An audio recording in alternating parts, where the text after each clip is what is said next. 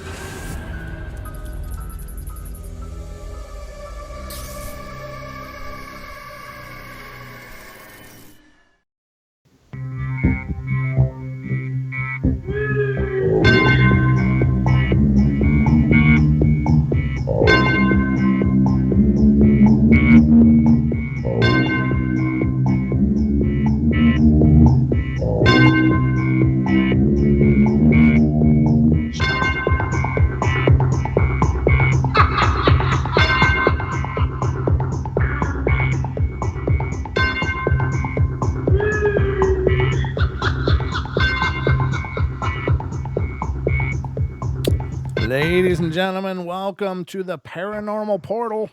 I'm your host, Brent Thomas, and I'm absolutely thrilled that you're here with us. And by us, I mean my good friend and co-host, Mr. Unbelievable himself, with a wonderful patch of amazing fur coming out of his chin, Mr. Don Longbeard. Welcome to the show, brother. Boy, more like infamous, but thank you. Wow, Welcome. what an introduction. Thank you. Well, you know, I've been warming up for a while now. Just kind of sitting on there, swinging the bat, you know, getting ready. I'm on deck. Ready to be on deck. Yep. We were sitting in the batting cage just waiting for our opportunity. Thank you to Nikki Colombo, who preceded us on TFR.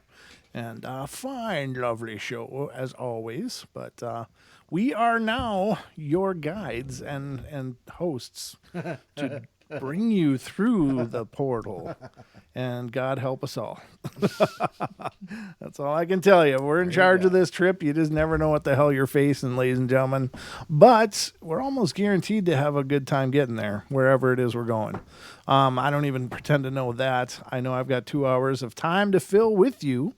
And Don and I will do our best to keep you wildly entertained throughout the course of this journey. That is correct. Let's see. Anything off the top, Don, that you want to mention? Listen to. I wanted to shout back at Mr. Cade Moira for the kind words he had on his podcast the other night. That was rather nice. Thank you, sir. Yeah, between he and Kev Baker, I mean, there's a lot of love going on, and it's just a big bro fest. People saying some awful nice things about us, but it's just raising the bar all the time, and I don't know. Like, what can we do next? Who the hell are they talking about, Don? Yeah, no doubt. It's crazy. But he was talking to Truckee Witness.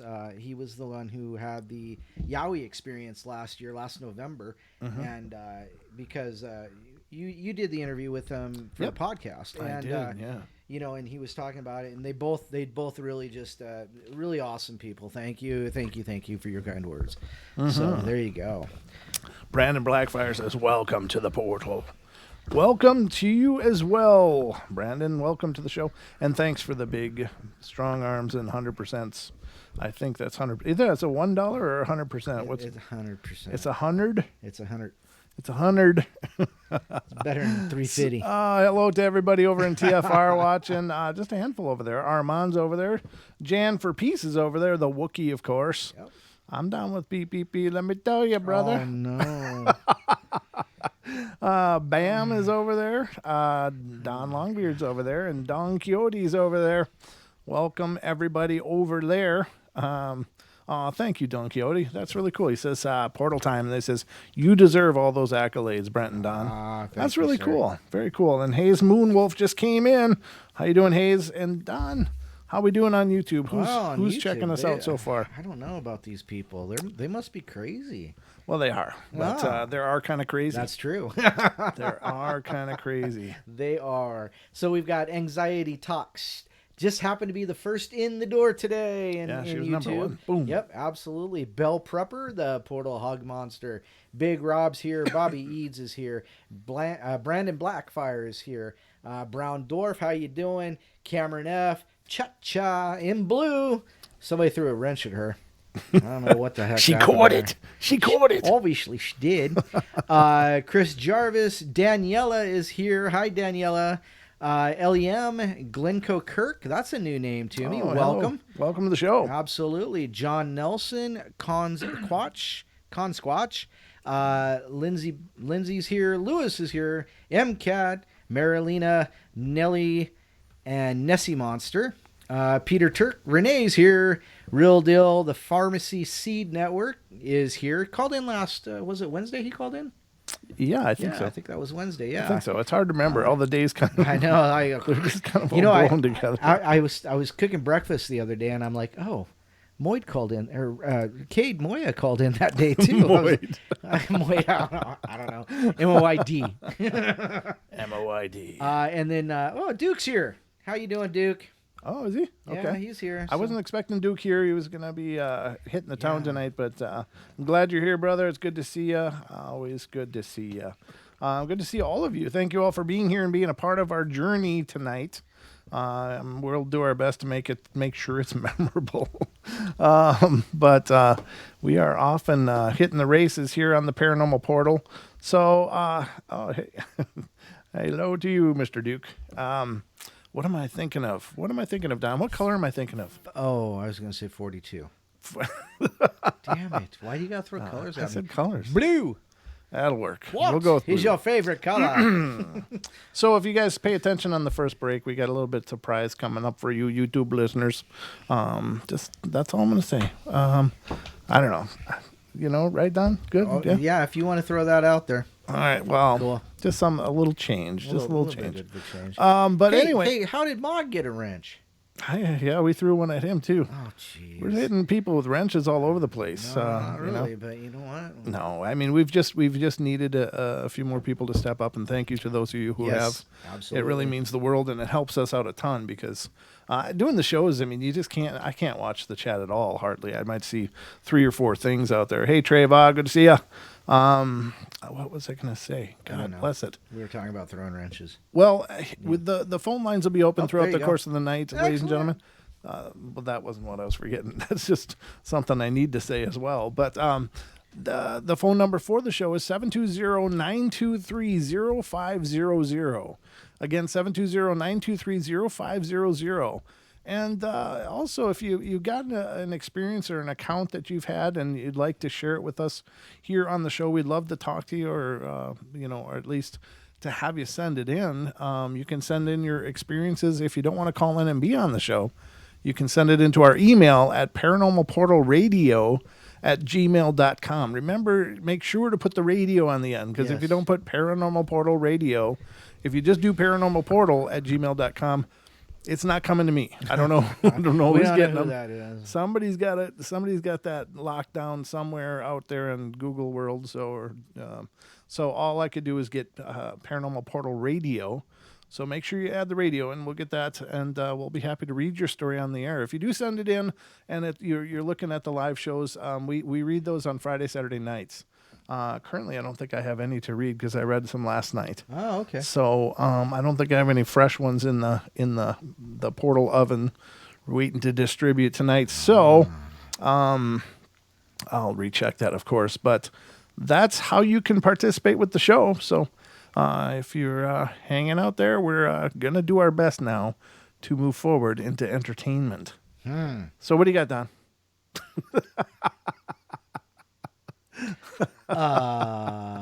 Don, come on! It's time to entertain people. Let's go. Let's go to Beard Vision. We didn't. Last year I was able to do. We did a show about Krampusnacht, but we did. We did fell on a different day this year, so we weren't able to talk We can about talk that. about it if you like. Well, yeah, I was just going to mention it. I found a really cool picture on Facebook from somebody's. Let me see if I can get there real quick. But it was a picture of Saint Nicholas and his angels and his troop of Krampus following closely behind. And of course, I think they in the it says March of Saint Nicholas, his angel assistants and the crew of Krampus coming behind in a mountain village in Austria. Well, there's a little person just to the right in that picture, and I believe that's supposed to be Black Peter. So I think they forgot to mention that. What is Black Peter? Okay, Black Peter is also another one of the Krampus style. Not a Krampus, definitely different than that. But it's not that information. It's not information I keep in my head. So let me type the right thing here. All right. So the story of Black Peter. Yeah, this will work. Mm-hmm. All right. So, peace, love, and eggnog. Oh, that's disgusting. Eggnog? I like eggnog. Oh, It's gosh, fine stuff. It's yeah. fine stuff, Don. So you know how you make? I don't. You know how you make your eggnog drinks for the Christmas? You take the bottle of whatever it is you're going to put in it, throw away the eggnog. That's what you do, that's maybe. the I way like to that do it. creamy goodness in that eggnog. Tom and Jerry's. You ever had those? A what? Tom and Jerry. What is that? It's kind of like it's a warm, hot, thick, creamy drink, and they're they're really good. But there's quite a bit of liquor in them. But in the Midwest, that was always a thing around the holidays. Was the Tom and Jerry's. No. You guys out there, you heard of Tom and Jerry's? Let us know in the chat. Doesn't even sound good. I'm telling you, they're actually really good. They're actually they're cinnamony and really good. I like them. Okay. It's kind of a family tradition that I haven't observed since I was in my 20s, probably, but I kind of miss it. It was something I always meet with my dad. You know what I miss? And You know what I'm missing this year? I don't. Hackers barrel Barrel cream. Oh man, that stuff was amazing. We had a listener, ladies and gentlemen. This is his name. He went by the chat name of Haxer, but he is a amazing bartender, and he'd always come in and share drink mixes and stuff.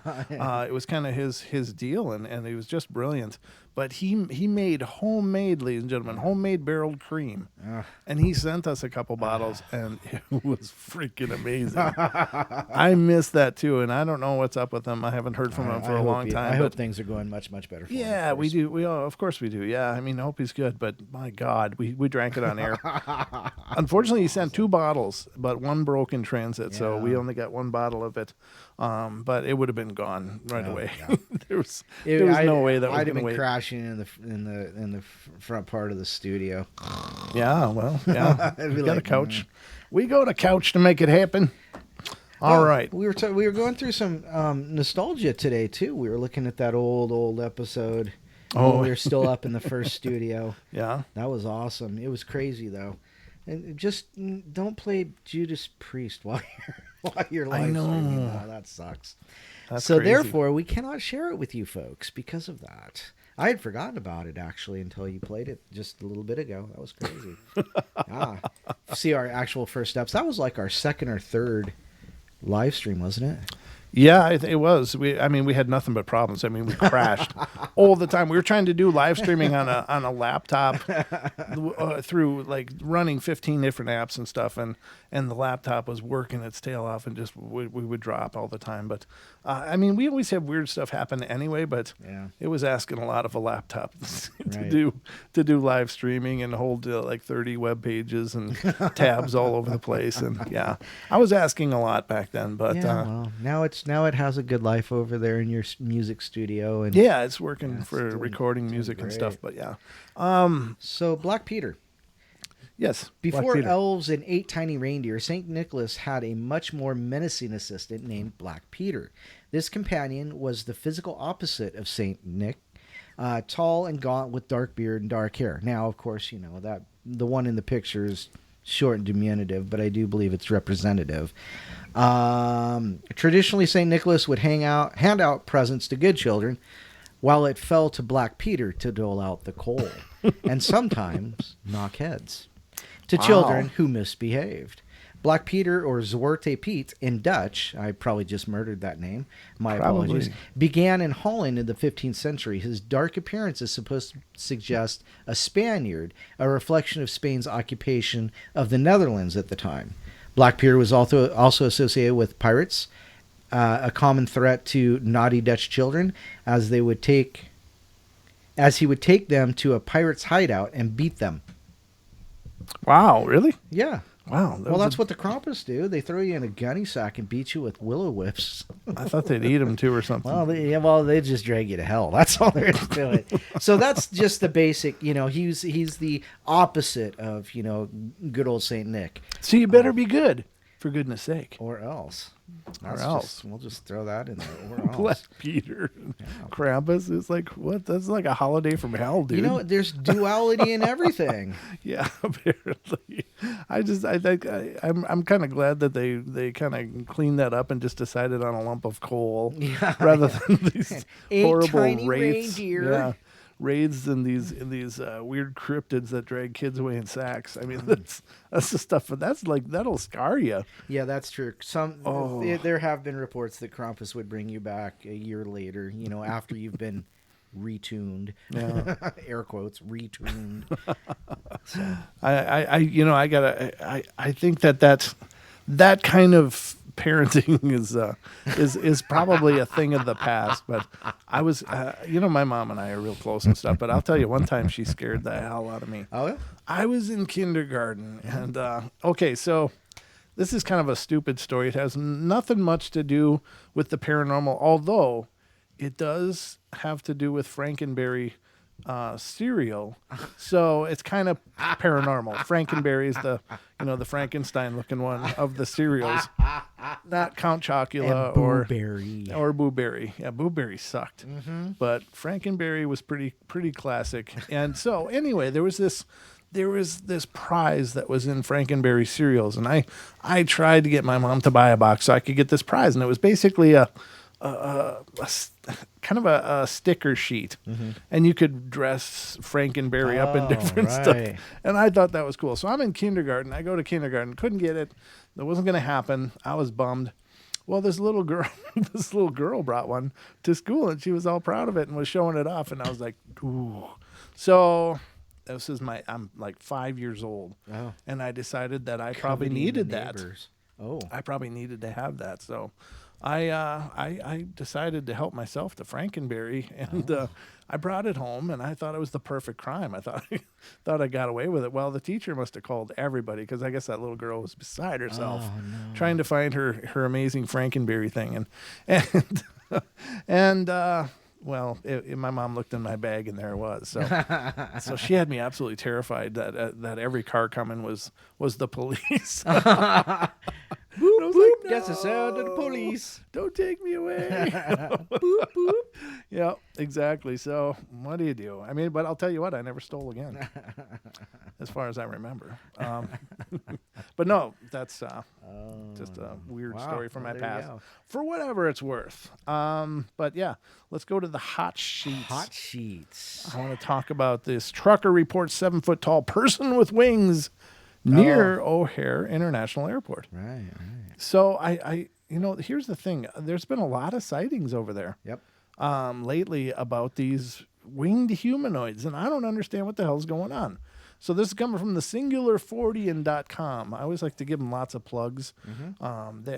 We have no relationship between the Paranormal Portal and the Singular 40, but I love their site. I just love it all, and check it out all the time. So the Singular Fortean, Fortean, if you're not familiar with the spelling. Not single and 40, cha-cha. It's not a dating site, cha-cha. It's for the paranormal. She said it again. Single and 40? No! I caught that one. All right. Singular, meaning one, and Fortean, meaning bizarre and paranormal-ish. So let's see what it says. It says, in micro font, I'll have to talk to Mr. Wayland about blowing up his font a little bit, but he says, Manuel Navarrete of UFO Clearinghouse received a report recently from a man who said he was standing outside of a cargo dock at O'Hare International Airport in Chicago when he spotted a 7-foot tall person with wings. Wow. Just outside the fence by the parking lot. The sighting reportedly took place at approximately 6:30 p.m. on November 26th. According to the report, I was at the airport picking up a load at Nippon, Nippon Cargo Airlines, and I was already backed into a dock and was standing away from the truck smoking a cigarette. There we go with cigarettes, Don. Yep, there it is. Yep.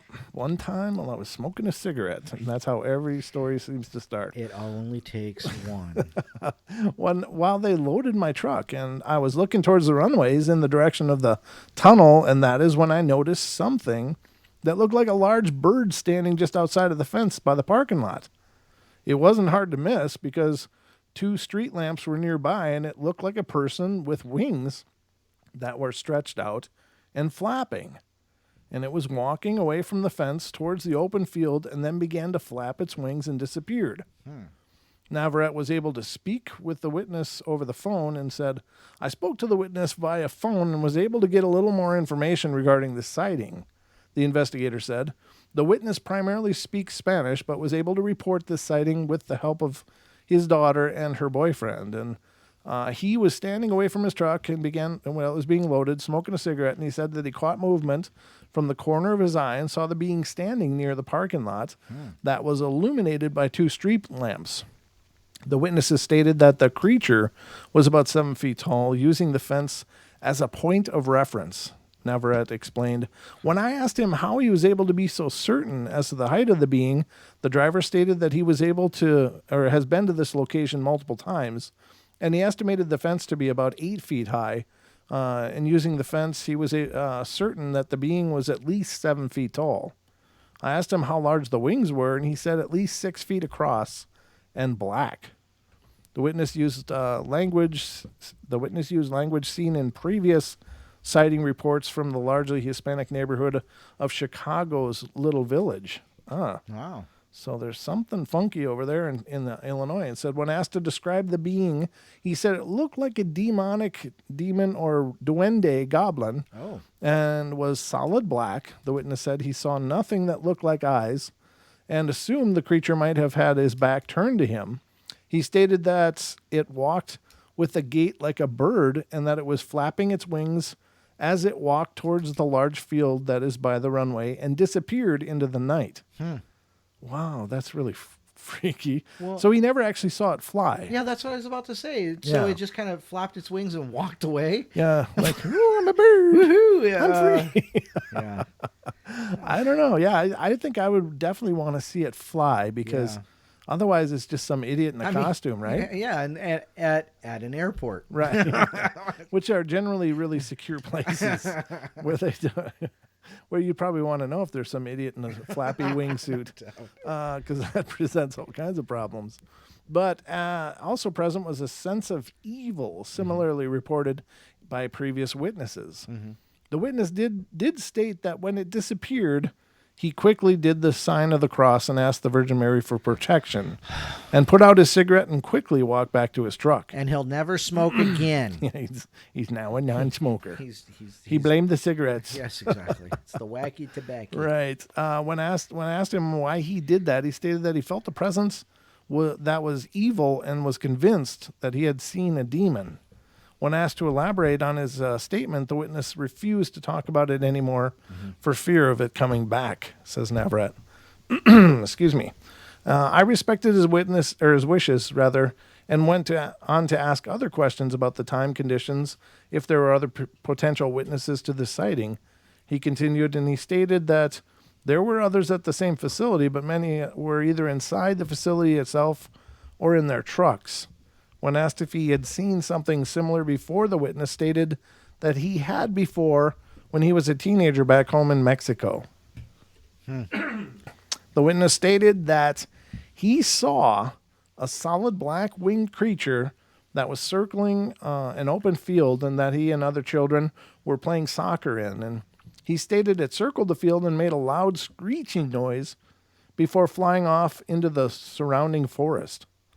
When I asked him if he remembered the date of the sighting, he said that he did not remember the exact date, but A week later, there was a large earthquake in Mexico City. For the record, the magnitude 8.0 earthquake that hit Mexico City was on September 19th, 1985. Wow, so there you have it. And there again, these winged beings seem to be harbingers of problems, the Mothman before the Point Pleasant bridge collapse. Yeah. Yeah. The witness seemed sincere, albeit scared, that he had seen something demonic and evil, and it is my opinion that the witness is telling the truth. An investigator will be dispatched to do a field observation, and any info will be posted on UFO Clearinghouse as it becomes available, he added. This sighting location is less than 15 miles west of Lake Michigan. Several other sightings have been reported in the same area, including October 30th sighting of a large winged humanoid in Park Ridge. On October 29th, report of a winged human, accompanied by several other beings at October 19th, or rather an October 19th sighting of a giant-sized bat outside the Edward Hotel in Rosemount, and October 5th sighting of a tall creature with bright red eyes and large wings near Chicago's O'Hare International Airport, and a report from July of a 6-foot-tall creature flying over the Des Plaines River in Rosemount, Illinois again. So there seems to be a lot of crap happening around here. Wow. This is the latest news in a string of Mothman sightings from within a few 100-mile radius surrounding Lake Michigan, including every state bordering the Great Lake. These sightings ostensibly began in spring of 2017, but more historical accounts are being reported as more people become aware of the phenomenon. They say sightings of weird winged beings around Lake Michigan have never been reported at all hours, or have been reported at all hours, often in or near a park and around water. Witnesses consistently describe a large gray or black bat or bird-like creature, although a small number of cases the creature was described as insect-like, sometimes with glowing or reflective red, yellow, or orange eyes, and humanoid features such as arms and legs are often reported. Many of the sightings are also of something seen only briefly. Wow. Woof. Ladies and gentlemen, we're heading into break number 1. Check this out. Stay tuned, all of you on YouTube. Hope you enjoy it. It's a work in progress, but you're going to see the first part of it. All right, we'll be right back, ladies and gentlemen. Don't go away.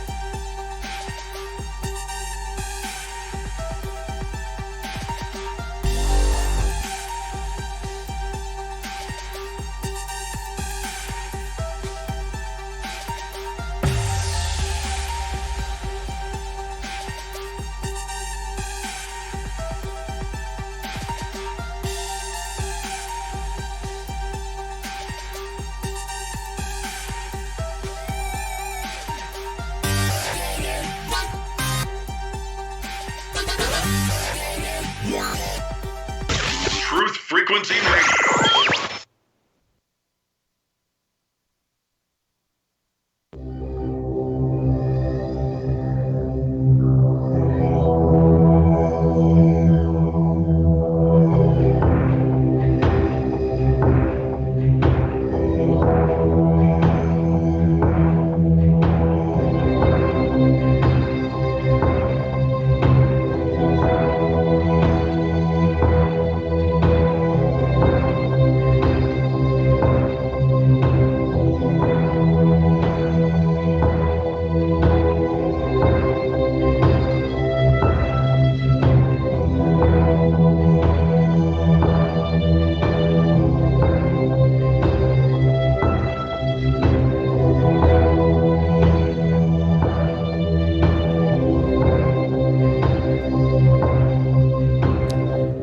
Welcome back, ladies and gentlemen. Half hour number 2 is now underway.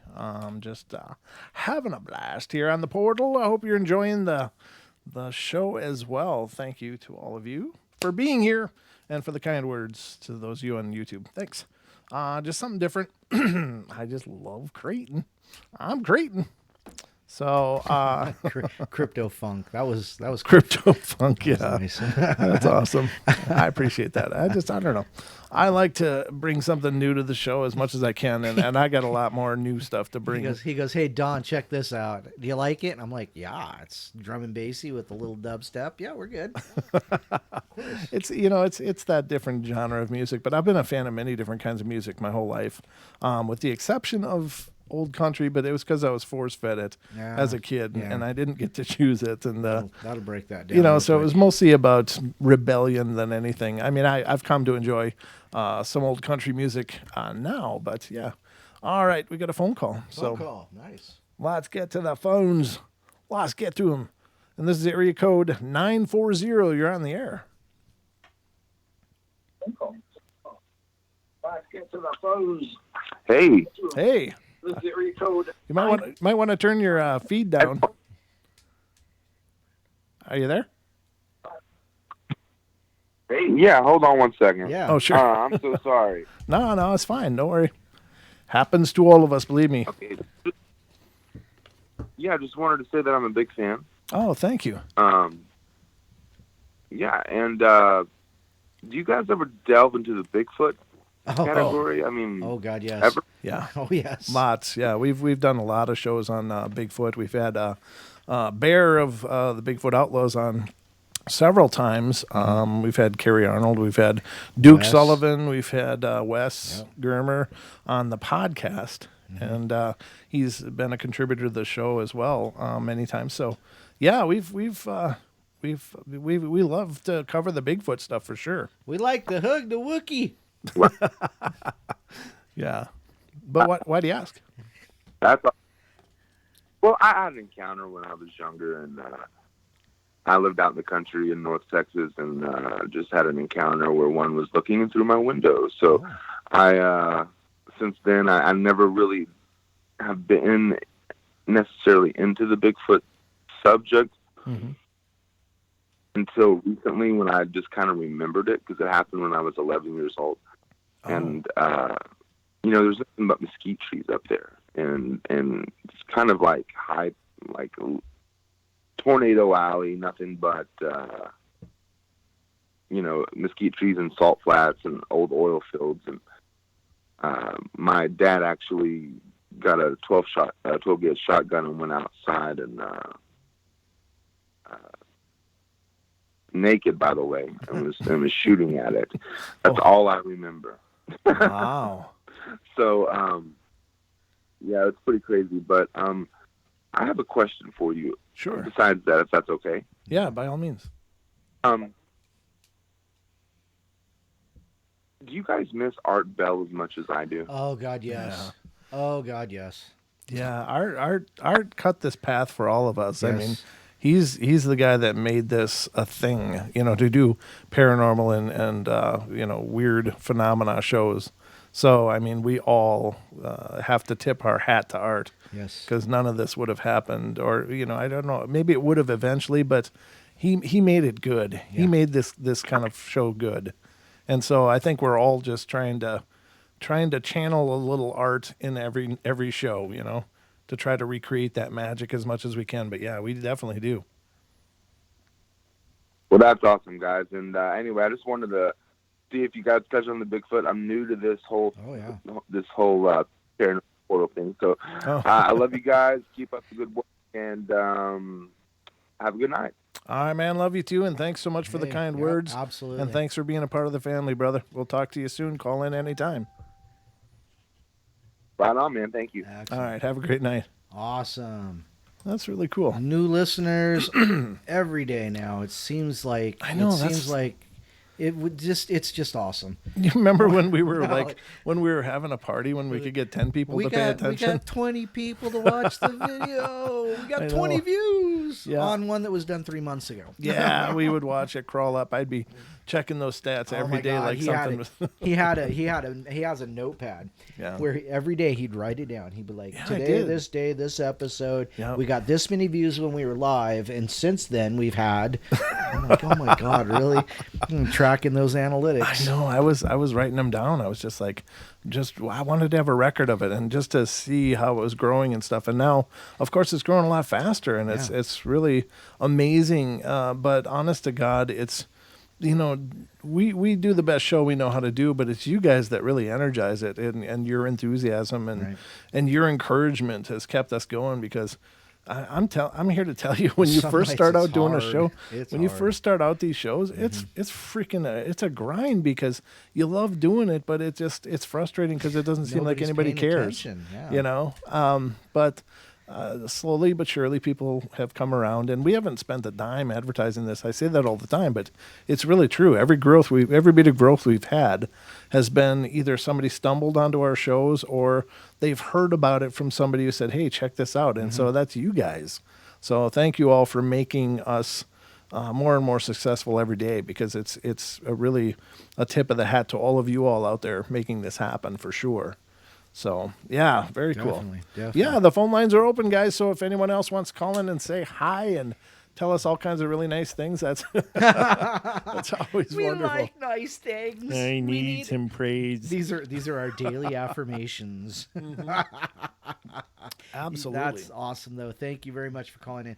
By the way, next time when you call in, give us your name. Oh, yeah. We didn't get his name, dang it. I know. All right. Well, that's all right. Welcome to the show. You can just let us know next time. Right. But anybody else wants to call in, 720-923-0500 is your passport to the portal. Oh. Ooh, I kind of like that. Paranormal passports. Portal passports. Oh, that'd be kind of cool, huh? Just a little gimmicky thing. Yeah, put them in a little, a lanyard with a little thing and sell them. The portal passports. Portal passports. Yeah, that might be something. That might be Might something. be a thing. Yeah. If we ever had so we got another caller here. Oh, another call. I like it. I love it when you guys call in. That's just the best. Hello to the caller from area code 423. You're on the air. Who are we speaking with? And you're not on the air. They hung up or got disconnected. Yeah. Oh, well. Try again. Try again. We'll be waiting for you. We like to watch the numbers come in, and we like to answer them, too. So, anyway. Was that Crow Creek? Was that you? I don't know. I don't know. I think Tony's trying to call. So this might be Wes's new angle. Germer. He says, hang up. Oh, hang up. He answered. Hang up. Yeah. Hey, you got popping again? Yeah, Yeah, make sure to like the stream, guys. For those of you on YouTube, like the streams, because it goes a long way into promoting the show to the YouTube algorithm, which we all pay homage to, and try to appease with our appeasing the algorithms. Yeah, we're trying to please the algorithms and get their bounty of favor. Very good. So was there anything else in the hot sheets? No, that was it. We've already covered everything else that was in there. So that was the hot sheets. Wow. No, we never really did talk about the Krampus too much, other than there is a Krampus and there's some Pete guy that that thing. Purple Pete. Purple Pete. No, it was purple. It was Black Pete, wasn't it? It was Black Peter. Yes. Black Peter. Oh, okay. But yeah, I mean that to me is terrifying. Now I'll tell you that in Indonesia they too, like there's a Santa, but he looks like really scary, and he's got these horrible elves. I mean, they're like evil looking things that torment kids. You know, it's like they're the ones that take care of the bad kids. You know, the elves will take them away, and so the elves for Indonesians are absolutely horrible little things. So they're not these lovable little sprites that we've come to know and recognize. But it's very, very. I just posted a picture on my Facebook. It's a elf on the shelf picture, and it's a Jason doll. He's got him upside down over boiling water, and it says, it's on the Jason doll. It says me, and then on the shelf, on the elf on the shelf, it says Christmas music, and a boiling pan of water that says death metal. Oh, nice! I was like, yes. Very nice. Well, I like Christmas music. I like it fine because it brings back a lot of memories. I actually got away from Christmas music until I walked in here last Wednesday. That's right. I was like, I'm going to bring you some holiday cheer, Don, whether you like it or not. Damn it, you're going to be happy this Christmas, Don. Stop it. Stop it. My heart might swell 3 times the size. I know, of you my chest. Grinch. Me and my 10-foot pole over here. You're what? 10-foot pole. Oh, Jesus. Okay. I wouldn't touch you with a 10-foot pole, Yeah, Mr. Grinch. I know. Okay. Yeah, okay, so we got more paranormal fun to get to. Right, Don? Absolutely, Agent B. All right, take it away, brother. Oh. Why do you always do that to me?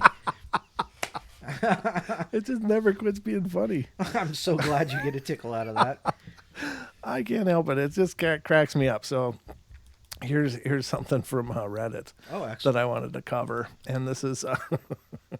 do you hate that when I do it? I bought a new card game. No, I know. Do you hate it when I go, okay, take it away? No. I don't know. I just amuse myself sometimes on the show, and that's fun as well.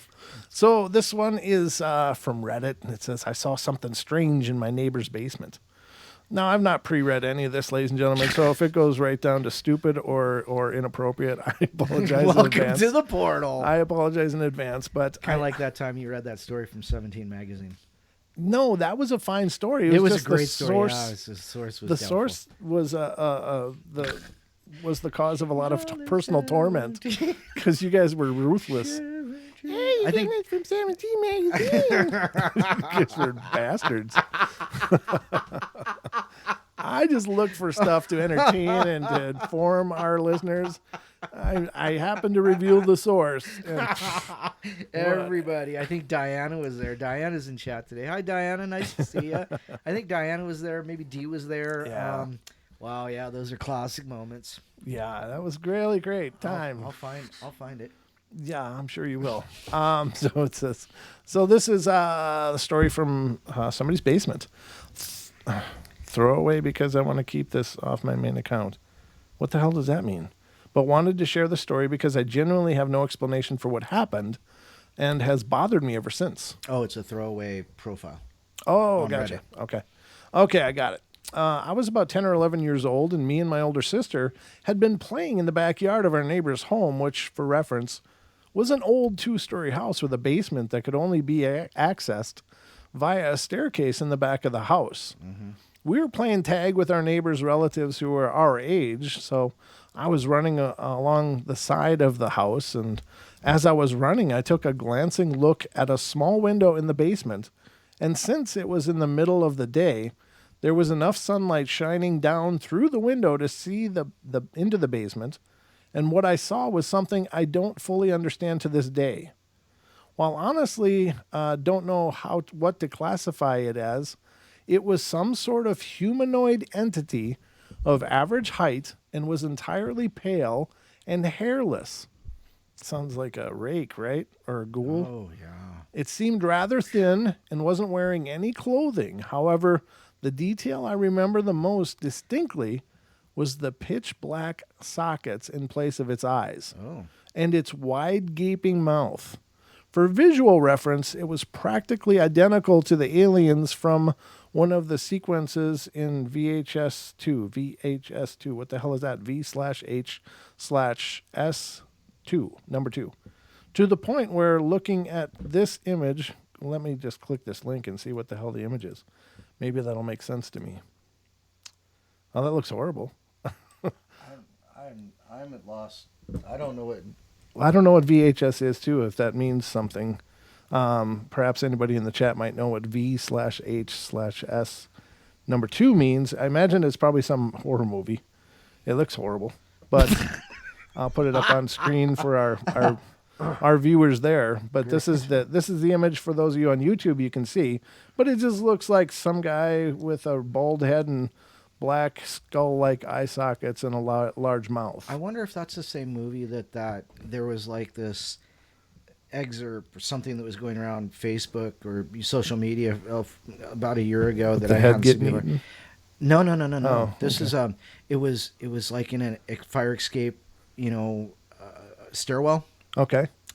and this girl just came down and started just murdering people, like cutting them open, and oh my god, it was crazy. I wonder if that's one of those movies. Oh, yeah, that sounds lovely. I'm gonna look it up. There's a reason I don't watch horror. Oh, it's great. That's awesome stuff. So it causes me anxiety in the split second of eye contact with this entity I had. I could visibly tell that whatever it was, it had seen me and was now reaching a thin hand towards the window towards me. Oh, that's horrible. As expected, this absolutely terrified me, and I ran as fast as I physically could from that window, desperately trying to find my sister to try to explain what I saw.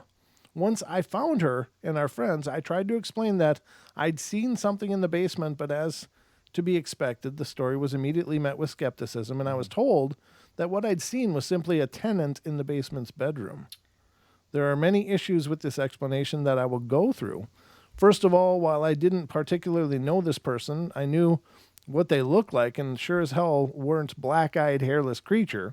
Second, if this creature was the neighbor's tenant, why would they be sitting in the dark in the basement? And finally, and the most damning evidence to me, was how I had actually seen the tenant leave to do whatever just a little while before this occurred. Yeah, that changes the dynamic a little bit. Oh, that's horrible. However, I didn't even want to think about what had happened at this point, so I stopped discussing it, pushed whatever I had seen to the back of my mind. Whether this entity was some sort of ghost or demon or alien, I have no clue. Why was it in the neighbor's basement? I also have no clue. To my knowledge, it wasn't like this house was haunted or anything. All I know is that as a child, I saw something in there that scared the hell out of me. While I do have a long-time interest in the paranormal, I've generally grown more skeptical and critical as I've gotten older. But whenever I think of this encounter, it bothers me just how much it's an unverifiable, unexplainable moment that I know I absolutely did not imagine, and yet there seems to be no reasonable explanation for how this could even possibly happen outside of having a full-on hallucination. Right. Which, considering I'd never had one before or since, seems fairly unlikely as well.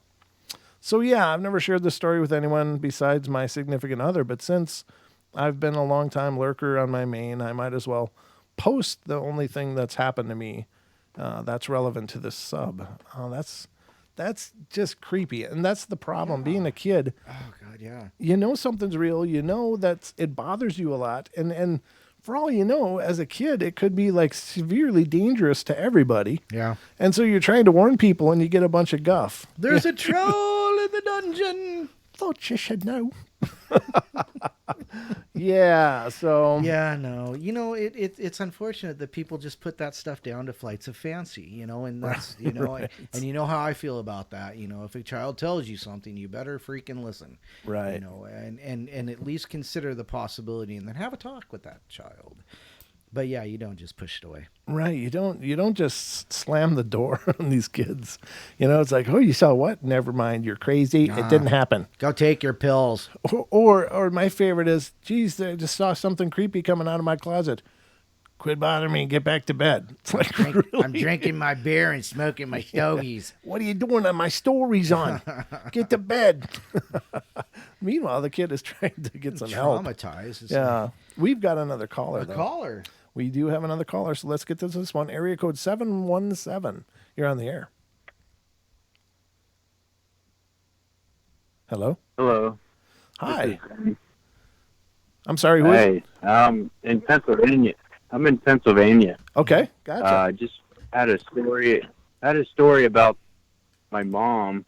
I think there's maybe like a spirit following her or something. Okay. But she was staying with us for a few months, and whenever she was at the house, there would be like weird stuff that went on. Mm-hmm. So, like for instance, we'd be doing laundry in the basement, and we heard like weird, like it was like music coming from the corner, and couldn't explain it. I don't know. It's just weird stuff.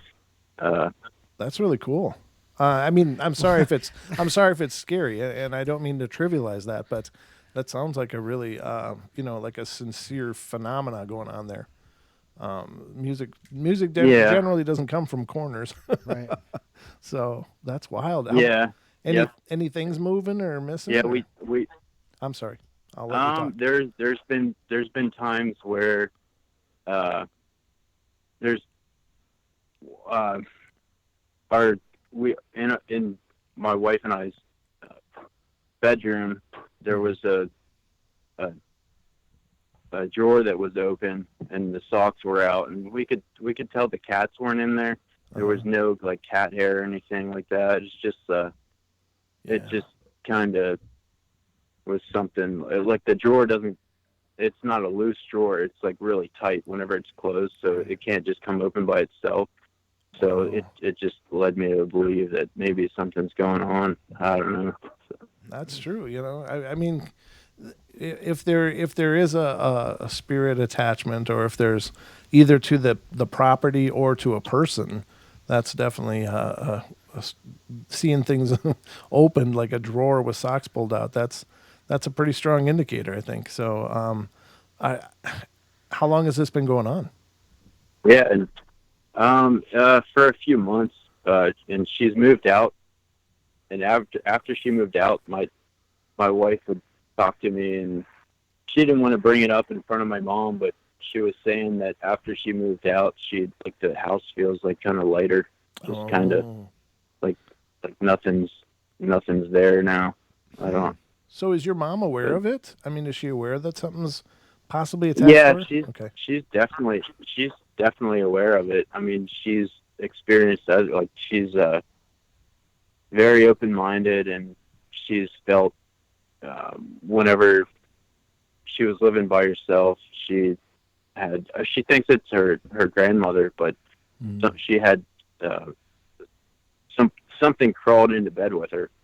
She knew that the door didn't open, and she could feel she laid down in bed, but it was her great grandmother's bedroom, and she could feel the warmth of the body beside her. Like, she felt something like actually sitting down in the bed beside her, and it's crazy to talk about it, but it is. I just thought it would be pretty cool to share it with everybody. So absolutely, it is really cool, and I think that it's a very unusual situation, because generally people report feeling cold, when it's most spiritual presences. So the warmth, I think, does sound like a good sign, like it might be the radiating love instead of that cold emptiness that most people report. But if your mom needs or would be interested in having someone look into that, we have several people attached to the show that'd be happy to help her out at no cost,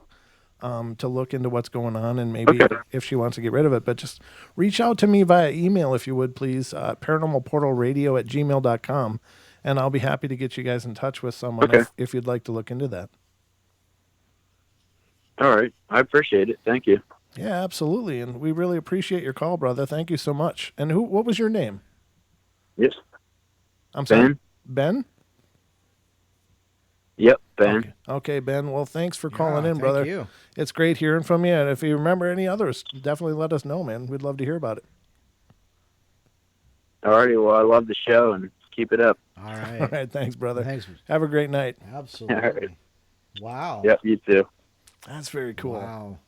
That's very cool. And we're about 2 minutes out of break, or a minute and a half. So The night is flying Wow, by. It is. That's awesome. I just love the participation. That to me is so cool. So keep the calls coming, guys. We'd love to hear from you and anybody. I mean, I love to hear about everything that you guys believe is going on because to me it's just fascinating. I really, I don't know. I glean insights all the time off of things, and like that last call, there was a warm presence in the bed. It wasn't cold, and to me that was like, wow. Usually you hear about cold presences, Right. like they feel that when they touch a ghost, you feel the chills, and Right.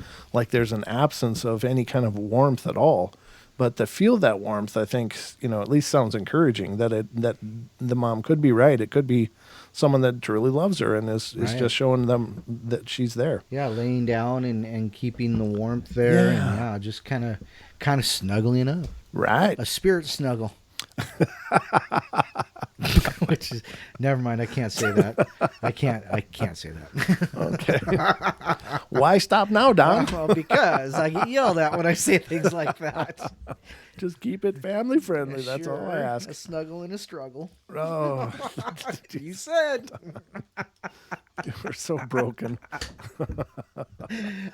All right, ladies and gentlemen, we're going to go to our next break Yes, that's here right. for the hour break on the Paranormal Portal. But thank you to all of you who are participating, calling in, and being a part of the show. If you want to call in, 720-923-0500. And if you're on YouTube, the number's on the screen above my head somewhere. So we'll talk to you guys in just a couple minutes. Don't go away.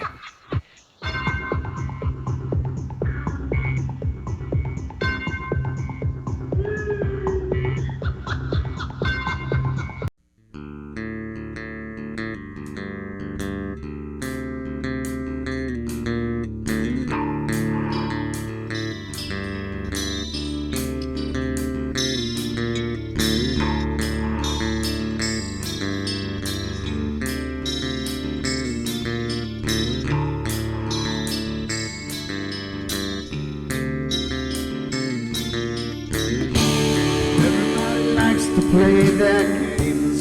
Everybody loves to place their bets.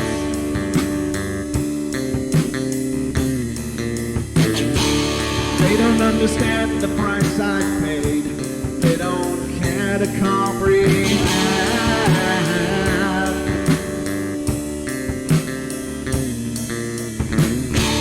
Trace their lines upon my body, dripping scars across my heart.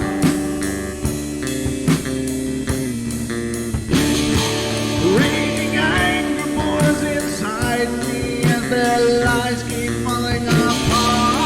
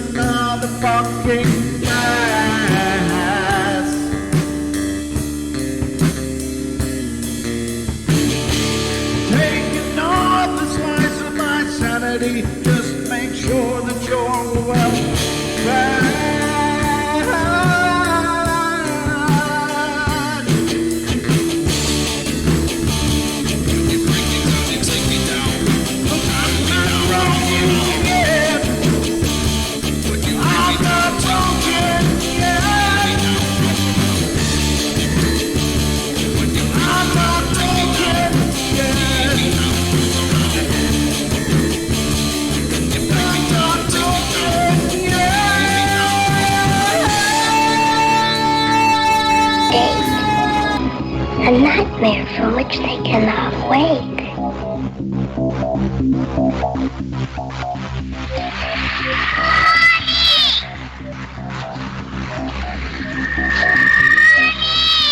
I can't see you, Mommy. Where are you? I've never sensed anything like it.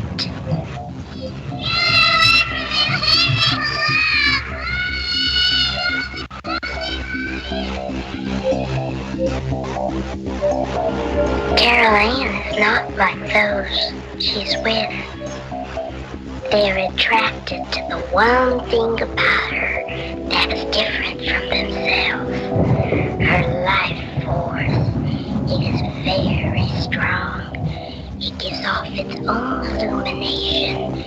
It is a light that implies life and memory of love and home and earthly pleasures.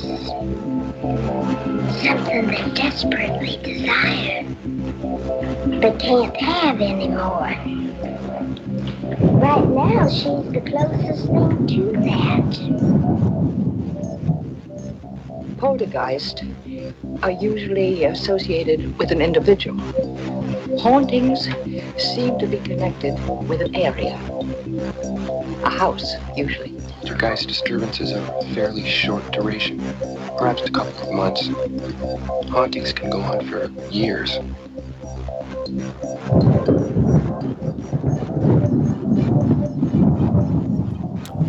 Welcome back, ladies and gentlemen. Hour number 2 is now upon us here on the Paranormal Portal. And with hour 2 comes another hour of Don and I doing the magic that we are doing here on the portal. Aren't you all amazed? Aren't you amazed, Don? I'm trying to find my good side. Oh, Mr. DeVille. What? Mr. what? Mr. DeVille. Mr. DeVille. Oh. Yeah, the Cecil DeMille. No. Yes. Yeah. DeMille. DeMille. Did you say DeVille or DeMille? I don't know. Who am I? What's my motivation? What's my motivation? It's just a method. Welcome to another hour of fun, ladies and gentlemen, having to do with the paranormal. Special thank you to everybody who called in. Do with the paranormal. It has to do with the paranormal. It always does. It's always the undercurrent of what's going on, if not the blatant subject. But sometimes we end up spiderwebbing, but that's okay. And ladies and gentlemen, if anybody out there is dealing with something that they don't know how to handle, you're dealing with a presence that you don't know what to do with and it's scaring you, you're living in fear, please reach out to us. We do have several very talented people that are associated with the show that have asked us, if anybody needs help, please let them know that we'll help. And there's no charge. They don't charge for the service. They just want to be there and be a part of helping you out. So if you're dealing with something dark and horrible and ugly and you're living in a state of fear, or, even if you're not really living in a state of fear, but it just concerns you, let us know. We can certainly get you in touch with people that can help you look into what's going on for you and hopefully find some resolution. We've helped, the people that I'm talking about have helped many listeners, and I've heard so many wonderful things back from those same listeners. Absolutely. And these are people I believe in personally. So I'm not going to refer you to someone that I don't have faith in myself. Trust, yeah. Yeah. So we really do believe. See you next week. See you next week, Don Quixote. I don't know if you already left. So there you go. VHS is exactly the movie I thought I was thinking of. What does it stand for? Can you say it, or is it like bad words? Or what? No. I didn't. I don't actually know what it stands for. Oh, it's okay. Just the movie I remember. Is that the movie title? It's like VHS. Yeah, it's okay. Yes, exactly. All right. I didn't know that. Okay. Yeah. I didn't know if it was an acronym or something. What we were dealing with. Each segment is from a VHS tape found in the room. So because there's different stories. It's a little anthology. Oh, gotcha. And so they're all based on the idea that a VHS was found in a room and they watched it and this is what happened. So that's why it's called VHS. Oh, gotcha. Okay. This is looking for another one here. This one might be okay. I don't know. It's got 2 parts, but yeah, go ahead. Have we talked about when Elizabeth Warren met Bigfoot? What? Elizabeth Warren. Yeah, the candidate for president. No. Oh, I'm sorry. God, my God. Oh, Lorraine. Oh my God. It's like, well, she's like 5,000th Native American, and now she's met Bigfoot. I guess she's working hard Lorraine to appeal. Warren. God, I'm gonna go to hell for that one, aren't I? Oh my God, how did I do that? Okay, yes, Lorraine Warren. Okay. Of Ed and Lorraine Warren. Yes. when she's had the Sasquatch sighting. Oh boy. Here we go. We're in one of those spots. Here he goes. He's loading up. Oh no, this is Elizabeth Warren. We talked about when 110 2400th. One mid Bigfoot. Is that a running mate? I don't know what's going on here. It's the only gig that'll get her in there. It's good, very well be. All right, so Elaine Warren and Lorraine Warren. Lorraine. I just read Elaine's comment and then I said Elaine Warren, but it's Lorraine Warren. Lorraine, yeah. Why don't we talk about that? That'd be great. Let's see if we can get to it. Hold on a second. All right. So, famed ghost chaser Ed and Lorraine Warren. There you go. Are best known for their terrifying cases involving demonic dolls named Annabelle and maybe assisting in the Enfield poltergeist case. But there's one strange tale you won't ever hear about in the Conjuring films. The time Lorraine met Bigfoot. It was announced this morning that she had died. Okay, so this is from just, when she died, it was early this year, right? Yeah, it was. Yeah, early this year. Several months ago. So, Helpful Tributes. Very briefly in 2011, during the time in my formative years, she and her husband's books played a big part. Let's get past that. In their book, Ghost Hunters, published in 1989, Ed and Lorraine Warren lay out some of their most terrifying cases, investigations, which included elements like disappearing Nigerian priests, judo chop martial art murderers, porno theater demons. I can believe that. Wow. And sure. possessed biker gangs, just to name a few. It's legitimately one of the weirdest, craziest books I've ever read, which gives you a much better idea of the duo's actual views and investigations than offered in the Conjuring or Gerard Brittle's book, The Demonologist. Ghost Hunters is one of the very first books I ever read about paranormal investigation, and it scared the hell out of me while reading. I'd often wonder if I was possessed because I played with kids adopted from other countries, an actual case file in the book. Wonder whether I might be possessed because I like fantasy books, again, actual case file. And by the time I reached the end, 11-year-old me was seriously considering converting to Catholicism so I won't become possessed. Yeah, okay. Tucked away between the tales of demonic terror, however, is an interesting case file unlike any other in the Warrens' catalog. It's not scary at all. In fact, it's kind of sad. Titled simply, I do remember this, yeah. Titled simply Bigfoot and was covered in a scant 8 pages. This Ed and Lorraine Warren story is largely forgotten, even though it's both widely entertaining and presents some pretty groundbreaking ideas for paranormal research in the 1980s. The case file begins with a quote from Lorraine. We never had paid much attention to the stories about Bigfoot. I wouldn't say that we dismissed them as fictitious, but Bigfoot didn't hold much of an interest in psychic investigations. That changed one spring when we were lecturing in Tennessee, and a reporter from Elk Valley Times contacted us and told us about some hill people who kept insisting that something was threatening their children. On a foggy morning just before embarking on a 4-day lecture tour, Ed and Lorraine headed to rural Tennessee in order to meet with a group of frightened hill people. That's in quotes, air quotes, hill people, seeking their help with a very strange problem. Something dwelling in the local forest was after their children. Just the day before they arrived, one woman claimed that a massive ape man had crept up to her 2-year-old child and attempted to snatch him by the arm. Lorraine didn't exactly believe the stories, but having never seen poverty this raw, her sense of guilt pushed her to entertain the witnesses' claim and help ease their fears. A short time later, she found herself following them into the woods, climbing steep hills and descending into gorges in search of a legendary monster. As a psychic ghost hunter, she wasn't exactly the kind of investigation she was used to doing.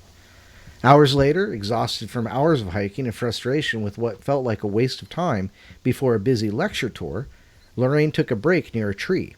Suddenly, her mind flashed with a mental image of a large creature, a fusion of man and ape, with long arms and shaggy hair. Its face was that of a caveman, but its eyes were kind and shone with intelligence. Lorraine knew it was Bigfoot. As she focused on the being, she realized that the creature was just 40 feet from her, hiding in the thick brush, and he was in pain. Lorraine knew this because Bigfoot was telepathically speaking with her with his mind. He was hurt, the chapter reads. His hairy, splayed foot scabbed and was still seeping blood. During his travels during that day, he had somehow injured his foot. After that, his injury would keep him from returning to his secret cave. The creature now projected great fear. Bigfoot missed his family, and fearing death or capture by humans seeking him out, he felt trapped and isolated, and he was scared for his life. Lorraine began to send Sasquatch telepathic messages explaining that he had terrified the settlement by attempting to kidnap one of their children. But Bigfoot shook his head, responding that he only meant to make friends with the child. Youngsters don't have the prejudices of adults, he told her, so he felt he could perhaps explain himself to the child, just as he was explaining himself to Lorraine. Eager to help, Lorraine began to shake with anxiety as she hushed her hiking group, needing complete concentration for her communications with Bigfoot, whom she felt a maternal love for. As she crept closer into the bush, projecting images of her bandaging Squatch's foot, she spoke softly to the beast, hoping to calm Bigfoot enough to approach. "I am coming," she mentally whispered. "I will help you. I will be your friend." Suddenly, the sound of a bullhorn rang out, breaking her concentration and sending Bigfoot fleeing into the forest. A member of the hiking group had honked the horn as a joke, startling Lorraine and frightening the Sasquatch. Lorraine's mental image became frantic, a searing pain of Bigfoot's injury, almost too much to take. He was running as fast as he could, limping up a hill, shaking with fear and exhaustion. Then the projections disappeared, and Bigfoot was gone. Lorraine spent the next 20 minutes following a trail of blood, both redder and more viscous than human blood, to the edge of a cliff. No sign of the creature could be found. And so the case file ends with an apparent Sasquatch suicide. It's a sad finale to what is quite possibly the weirdest Warren investigation, though the state park garbage can monster comes close, but it doesn't end there. An intriguing addendum to the late demonologist Ed Warren chimes in to offer his thoughts on Bigfoot, which are mighty interesting for a ghost hunter of the time period. It is my belief that Bigfoot is a tulpa, a mind projection, Ed states. So is the Loch Ness Monster and many other now you see it, now you don't creatures that get reported to the press. In the most simplistic terms, Ed Warren is saying that Bigfoot is a ghost, decades before most ghost-centric paranormal researchers were catching on to the idea. He goes on to state that he believes that the same could be said of UFOs, then goes and blames it all on black magic, which he might not completely be wrong about. If you consider the theory that Aleister Crowley, whichever, summons the Loch Ness Monster, it's pretty forward-thinking stuff from a ghost hunter community at this time period, even though you have to peel the Catholicism away to see it. I'll again say Ghost Hunters is one of the weirdest paranormal books I'll ever read, And the modern media doesn't do Ed and Lorraine's actual investigations justice. Yeah. So there you go. Wow, that's very cool. I do recall Yeah. that story from some time. Right. I don't know where I read it or when or if it was on the show, but you just want to slap the person with the bullhorn. It's like, you stupid son of a. Why did you do that? It always takes one knucklehead. Yeah, There's always got to be got that one knucklehead. friend. Yeah. There's always that one person that's just going to be they're just going to do things wrong. Yeah, or just be vicious about it. Yeah. In a dumb way. Yeah, I bet you Lorraine wanted to stab him in the head with a knitting needle or something. God damn it! Why would you do that? So anyway, that's a cool story, though. I mean, it is a great story. It is great, and the funny thing is that, ladies and gentlemen, Mindspeak comes up a lot with the Bigfoot and Sasquatch. It comes up a lot. A lot of people would like to dismiss that because it's more comfortable, I suppose, to think that these elusive beings are just animalistic, because that's where we want to put them. That to us is what it equates to. They live in the wild. They must be animals. Right. They don't have cars or clothes. They must be animals. But many people, including Les Stroud, seems to firmly believe in this idea of Mindspeak, that they can communicate this way. Now, before you scoff at this, just understand. If you listen to Caesar, whatever his name is, the dog whisperer, he talks about how your animal will pick up on your feelings. So if you're in a agitated person, or if you're high strung, your animal's going to be, and that's complete empathy. Now, the idea of empathy is there may be visual cues that also tip off, an empathetic response from somebody, but a lot of times empaths, they don't need any kind of sight at all. They just feel something and they'll cue in on it and know exactly what's going on. Now, that goes on all the time with dogs. Now, if you're a dog owner, you know, or if you know people that are dog owners, you know the people that are real high-strung and insufferable bastards usually have the really high-strung dog that wants to bite everybody. And then you'll see these other people that have the most gentle, loving, kind dogs. And there is differences between dog to dog to dog, but you can tell a lot about people by the way their animals behave, whether or not they are, decent people. And so this is a very simple animal, a dog. I mean, don't get me wrong. I'm not minimizing the importance of any animals, cats, dogs, whatever. Right. But it's, I believe they communicate telepathically with us. Sure. To an extent, not with words, but with feelings. And the owners communicate with their pets through their emotion. And so this is a form of telepathy. It's not uncommon. It's not unusual. And if you have a dog and you know that sometimes he looks at you like he knows exactly what you're thinking. He just might. He just might. I mean, they may actually be that cued into us. It's hard to know for sure. But so if you take that with a dog has that ability. And then you take something like a Sasquatch, which very well may have equal, if not more, intelligence than us. It might be just that advanced. It chooses to live in a state of natural balance, and it sounds like it's a conscious choice they've made, and they also consciously choose to avoid people for obvious reasons. But because of knuckleheads and right, cars. well, yeah. I mean, there's too many people that, hey, what's that? Let's shoot it and find out. Right. I mean, that's the process of discovery in a lot of our past is, what's that? Let's shoot it and find out. So, wow, that hiss just went away. Yeah, it just went away. That's weird. So I think that's a big thing. Now we get a call, so let me get to this. Okay, yeah. Just came in, so let's see what's going on. But I think I think the Mindspeak is real. I think they probably already know we're in the woods before we even step out of our car. Right. They are probably that tuned into us. But, it's my belief. It's not, I have no way to substantiate that at all. So, all right, caller from 410, you're on the air.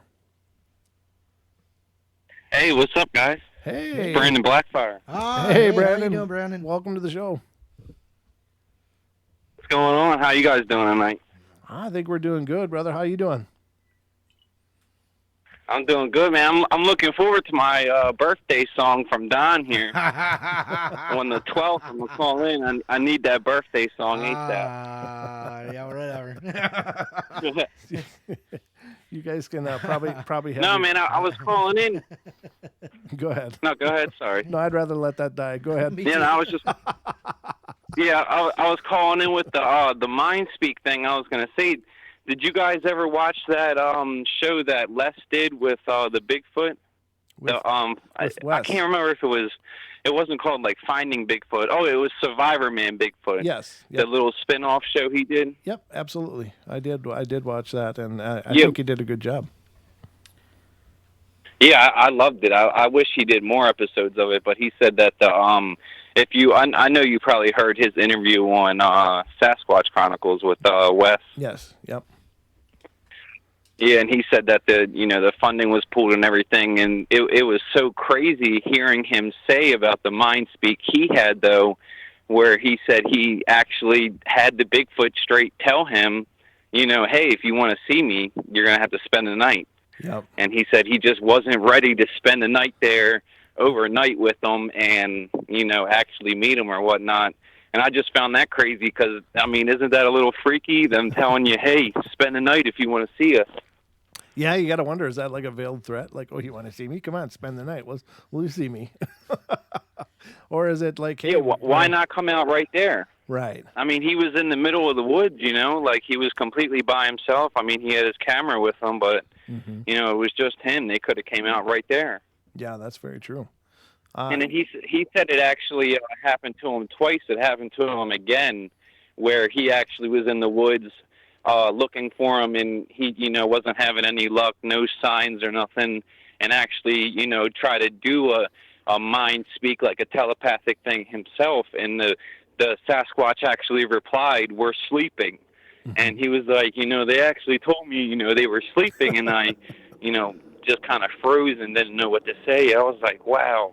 Because when you hear it from Les, it's like you have to believe it, because I don't think Les would ever lie. He's a pretty stand-up guy, Mm-hmm. Yeah, he does seem like he's a down-to-earth person. I don't know him personally, but I just have always appreciated his work, and it seems like he's a man of integrity. Yeah, and he even said that the people on the show said, we're not going to be able to put that in the show for everyone to see. We're going to have to cover that up with something, because he actually had the Mind Speak when he was, out in the woods filming. Yes, yeah. Now, speaking of the Survivor Man Bigfoot, there's a few videos out on the web or on YouTube that apparently people have caught things in those videos that were almost. Yeah. Have you seen? Yeah, Go ahead. Did you see the baby Bigfoot in the tree? It was almost like a baby Sasquatch in the tree. Yeah. With I think it was an adult went up in the tree with it, but they basically got it where it was swinging from branch to branch. Yeah, that was up in New York. Yeah. And that's from a long time ago. But on Survivor Man Bigfoot, apparently some people or somebody went through and basically found some real bizarre anomalies that, I don't know if they stood up to scrutiny or not, but I only saw them once a long time ago. But I was like, wow, I wonder, Oh, yeah, he had a couple of them. Yeah, there was a couple videos out there of people that said, look, Les missed this, but look at this. And then they do frame for frame of something else happening in that scene that just really blew me away. If it was authentic, I can't say that it was, but really incredible to me.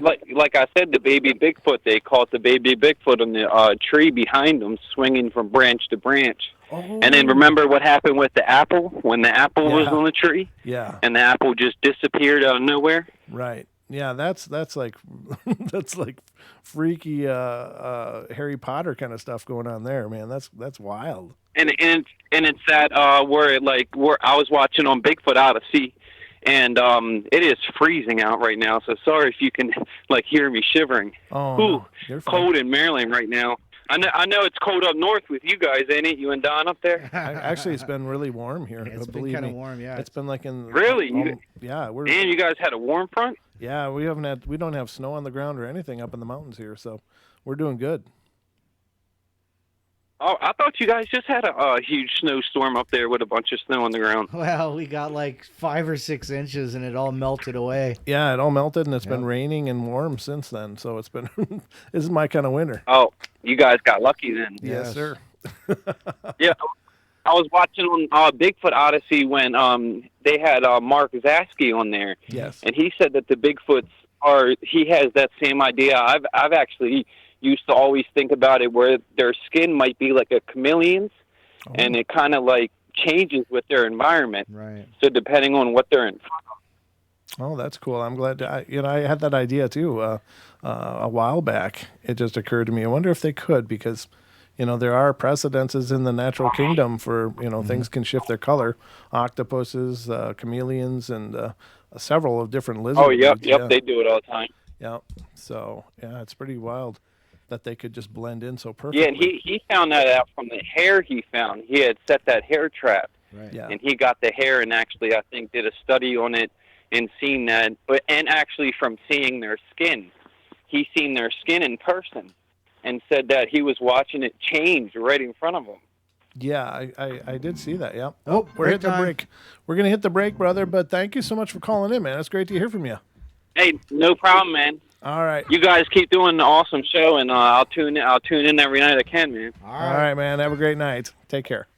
Thank you All guys. Have a good Okay, ladies and gentlemen, we're going to go to our last break of the night, so don't go away. We'll be right back.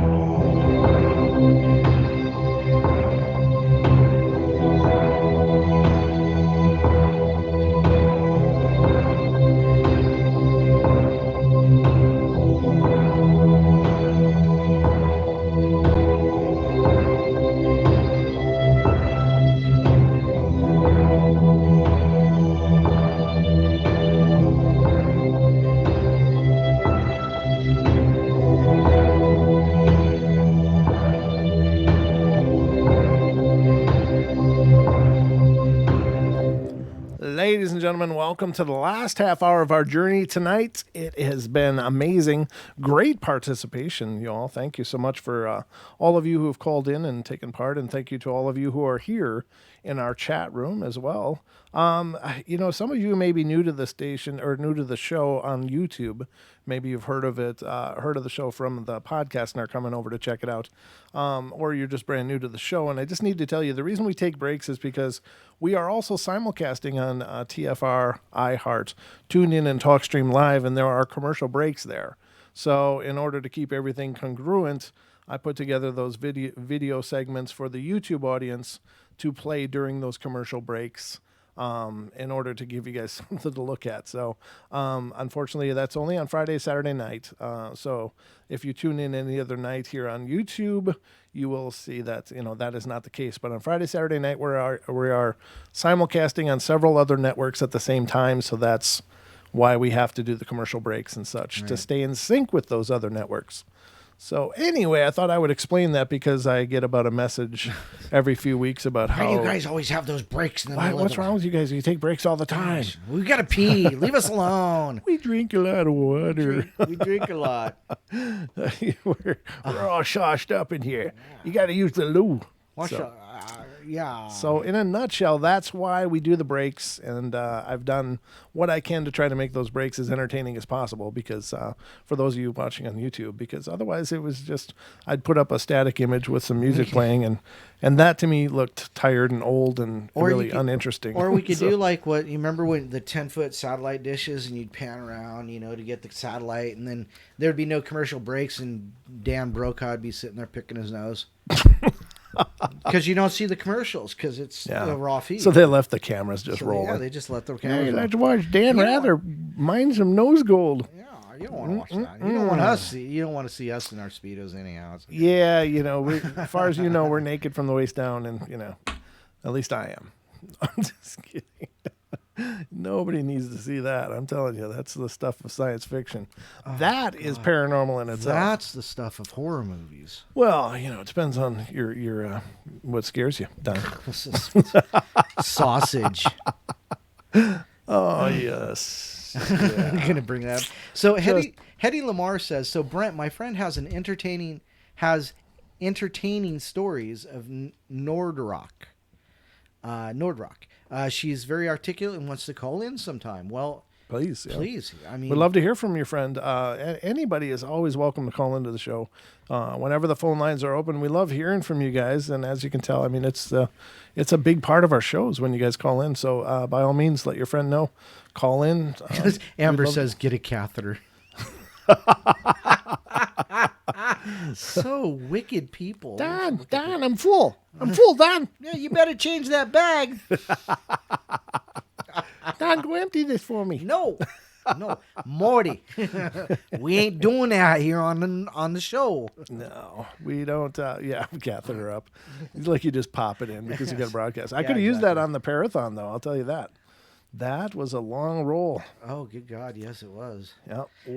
How did we go like 3.5 hours without... Well, how did we even go 2.5 hours without a break? I don't know. We went a long time, didn't we? Yeah. Did, yeah. And the night just rolled. They were actually rolled by really quick. But I'll tell you, my system was screwed up for a while after that. I just drink a little milk and I'm regular as male. Yeah. As what? Male. Male? Oh, yeah. Gotcha. the kind that's delivered in the post office. Okay. Oh my God. I was wondering what you were otherwise. Well, I meant a regular male. Oh my God, yes. I'll bet you did. Oh boy.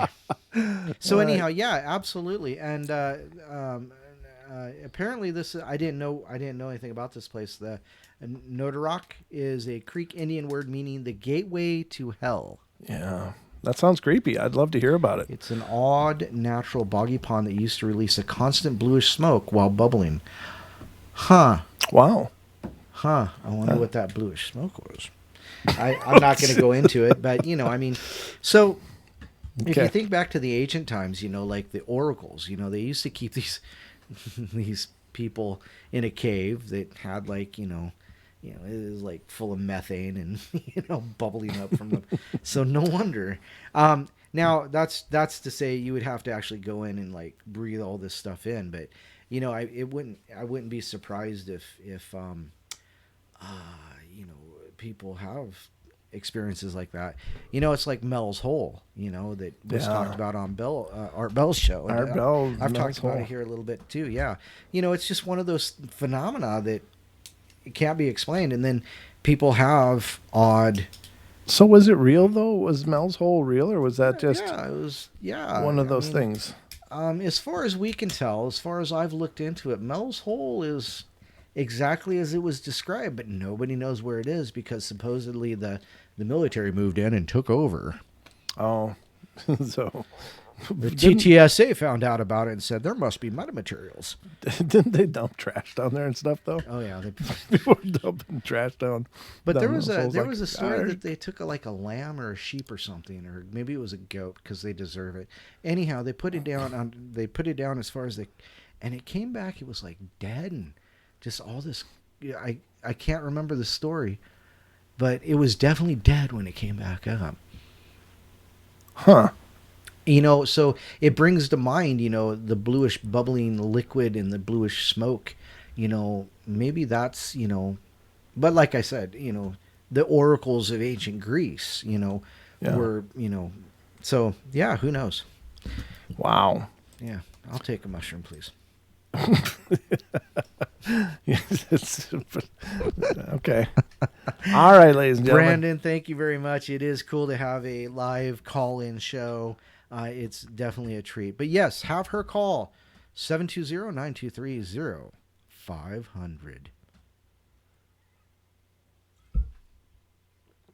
Very cool. Thank you, Renee. Did he stay here? Yeah. What?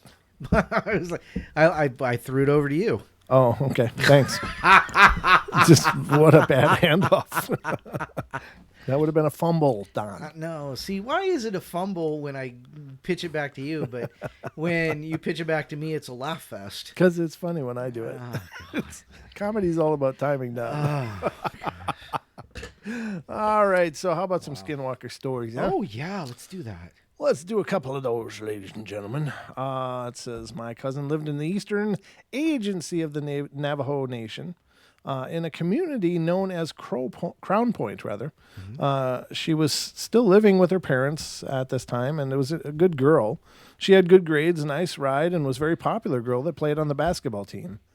When she told us this story, it was very out of the ordinary, and the events that followed would also deepen my beliefs in traditional Navajo way and of the taboos associated with the Navajo culture.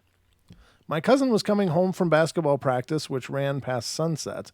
It was during the colder months, and so it was dark by the time she pulled into her neighborhood. She pulled into the small housing community that she lived in. It was far from a fenced community, but there were streetlights, and the neighbors weren't too far from each other. So as she neared her home, she saw a group of dogs. And that wasn't unlikely, as there are random packs of stray dogs that roam the rural communities, but these dogs don't belong to anyone, and they get food where they can get it. As she got closer, she noticed that something was off about the dogs. There were 4 dogs, and they were sitting in a circle, all facing each other. Well, this didn't really faze her until she spoke about the event later.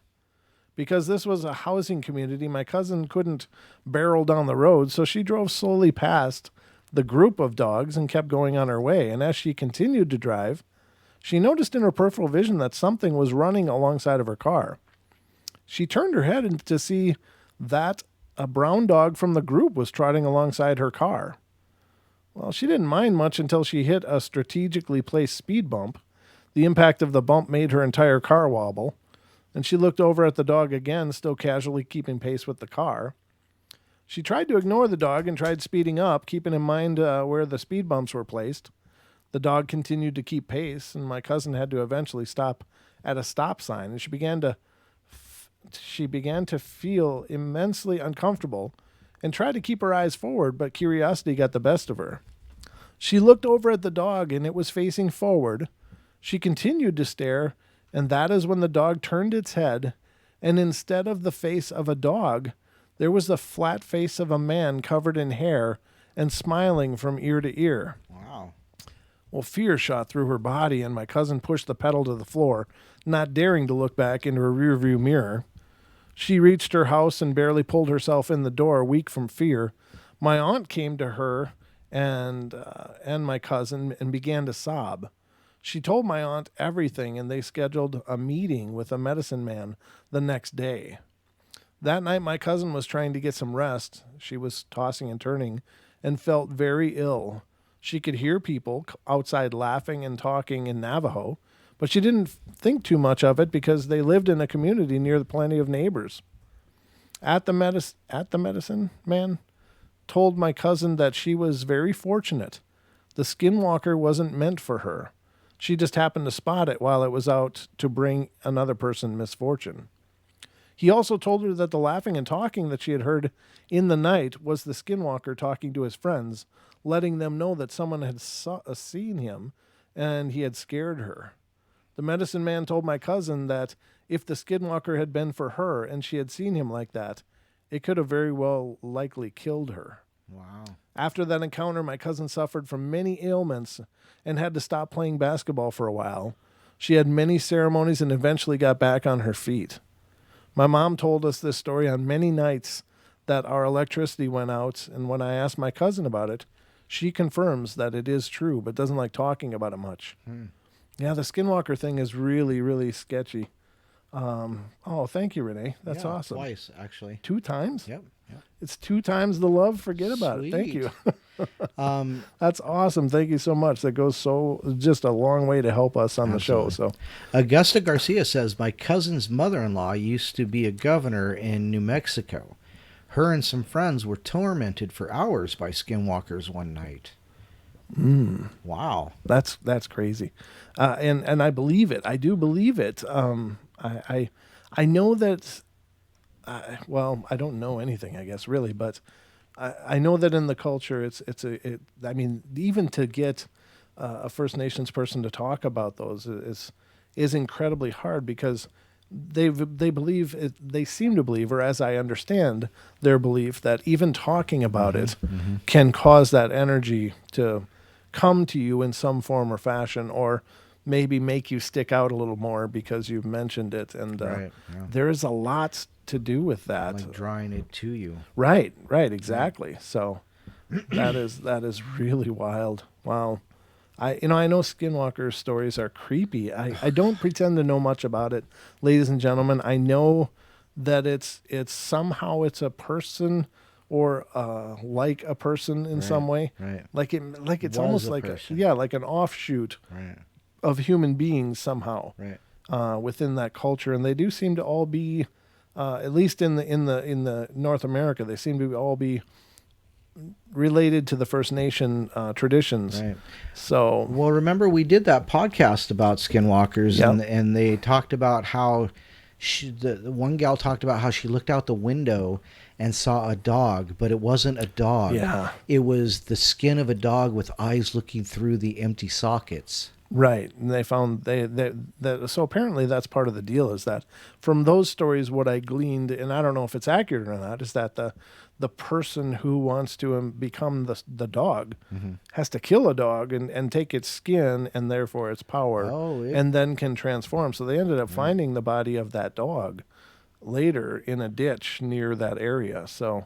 Do you remember that part of the story? Well, I remember reading some, bullet points that talked about how one way to become a skinwalker was to kill a loved one to complete the formation into that particular thing.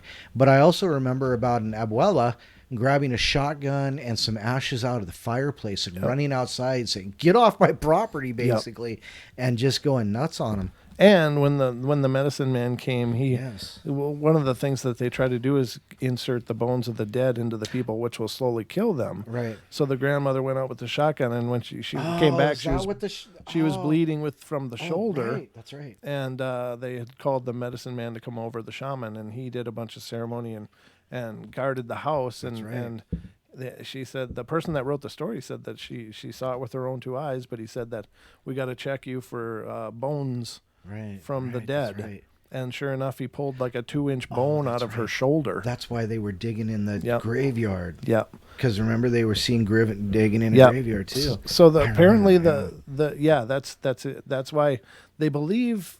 The belief is that the skinwalkers spend a lot of time around graveyards, and they're trying to get parts of the bodies of the dead because they use it in their rituals to poison the living. Right. So they will, and somehow they were able to insert this 2-inch bone into this woman's shoulder without her knowing it. There was just a little spot of blood, but she said it didn't look like it was possible, but I watched it with my own eyes.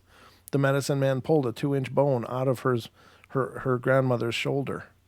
So, or mother, I don't remember, mother or grandmother. Right. So Naysay, hey Naysay. Hey Naysay. Naysay says one of the reasons why I do not say the original name of some of these things that I share with you all, just what they said, calling it to you, just what they said. So yeah, so in saying the name, they call it to you. Yeah. Yeah, and it's very common belief in demonic circles as well that or dealing with demons is that if you name a demon, you are calling it to you, you are summoning it to you.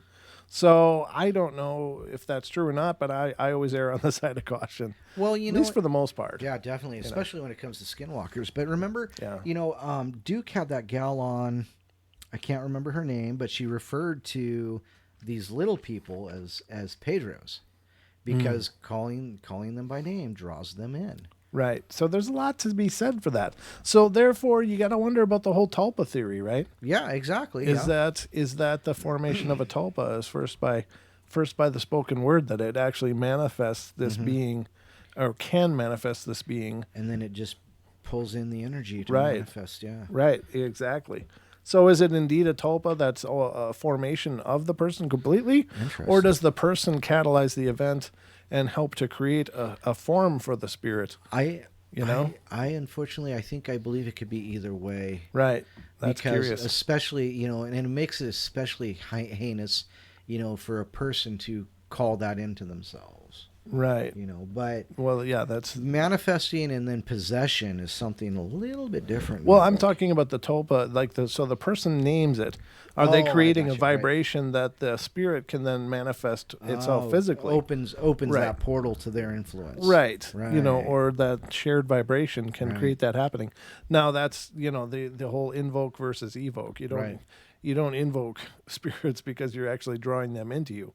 That's only the realm of very, hopefully very accomplished or advanced practitioners will try to invoke, because that is like asking something to come into you. Right. But evoking things is to call them into the world, and that's separate from you.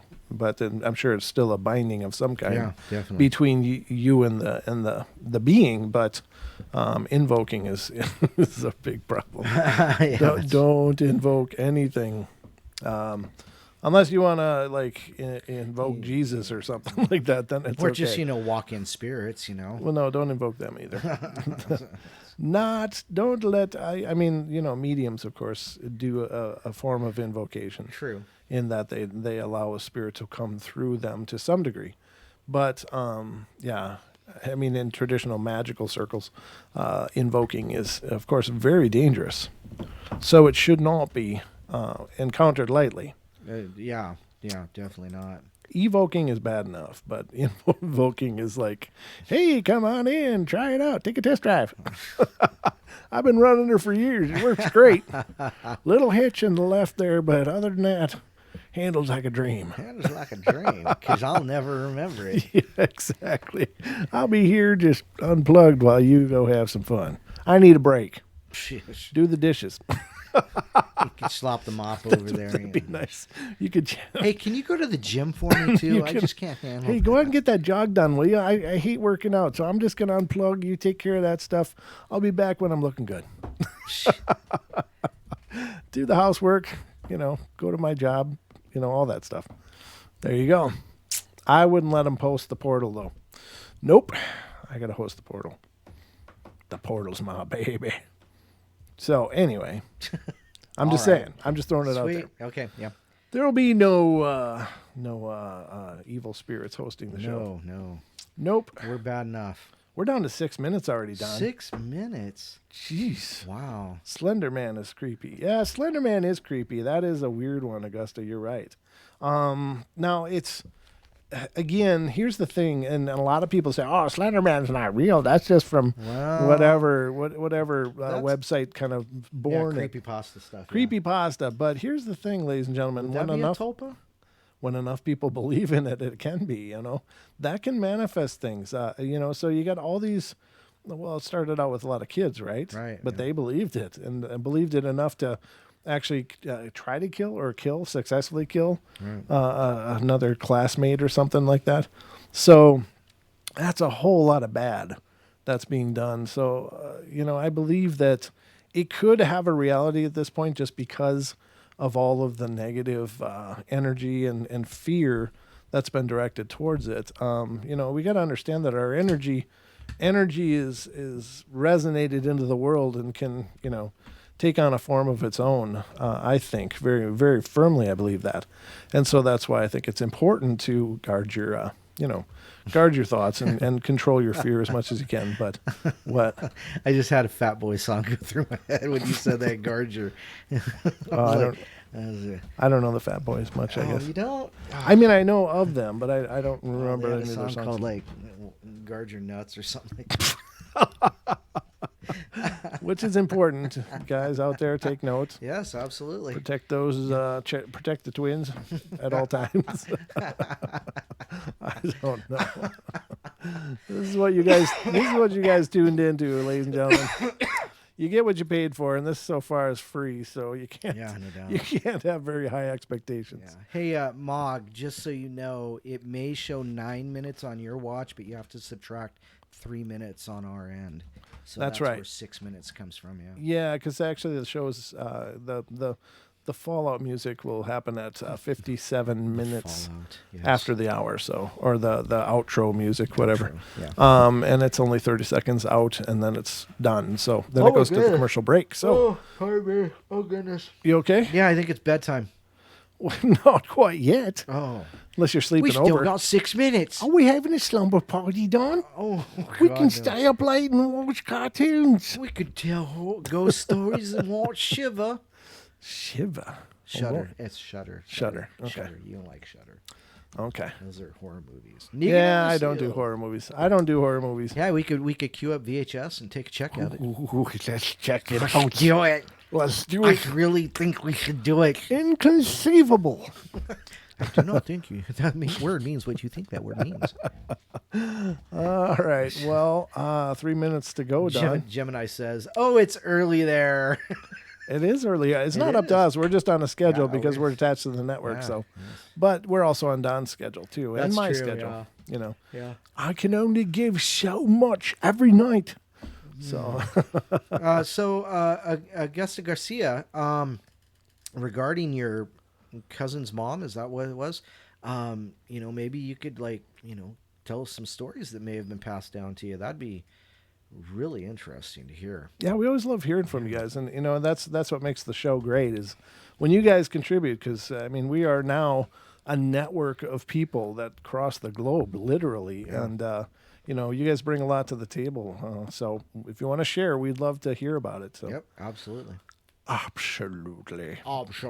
So, if you are listening on TFR, iHeart, TuneIn, and TalkStream Live, stick around after the Paranormal Portal because Paisley Wild's coming up next with The Spaces Between. That's right. Which is a wonderful show, and she's a wonderful person, a great friend of ours. So, also following The Spaces Between, of course, comes the Duke. The Duke will be taking over on TFR, and he is World Bigfoot Radio. If you're into Bigfoot, if you're into the cryptids, giants, and all kinds of amazing phenomena and little people, check out World Bigfoot Radio, and that'll be right here on TFR, iHeart, TuneIn, and TalkStream Live. Paisley on The Spaces Between also broadcasts on her YouTube page, so if you want to watch her simulcast, you can check it out on The Spaces Between channel on YouTube. So that's correct. Lots of wonderful programming still coming up yet tonight. But it's just always an epic journey. And again, special thanks to Cade for all the love, and to Kev Baker from the Kent Baker Show. He always gives us so much love. Last night we had a great show with Scotty. Scotty Lopez of the Kent Baker Show came on and joined me, and we had a great discussion. If you haven't seen that, check that out. That was last night's show. Great time, great discussion, great love. So lots of love going on here. Love, love, love, love. It's just a big old bro love fest. All right, guys. Well, that's going to about wrap up our journey tonight. Don, anything to close? No. Other than we love you, and I think Paisley's got some hypnotists on tonight. Ooh. I think that's what's going on. I can't get an answer, but but anyhow. All right. Well, tune in and find out. Coming up next. And the Duke will be taking over after that. But I love you all. Be good, be kind, be nice. Take care of each other. Help each other out. Find the magic in every day. And remember to laugh as much as you can. Good night, everybody. And I'll be back tomorrow night with some night terrors for you. Night terrors. So, see you at 7 p.m. Pacific Standard Time right here on YouTube. Good night, everybody. Bye. Oh, the hypnotists are next week. Dang it. Next week, hypnotist on Paisley.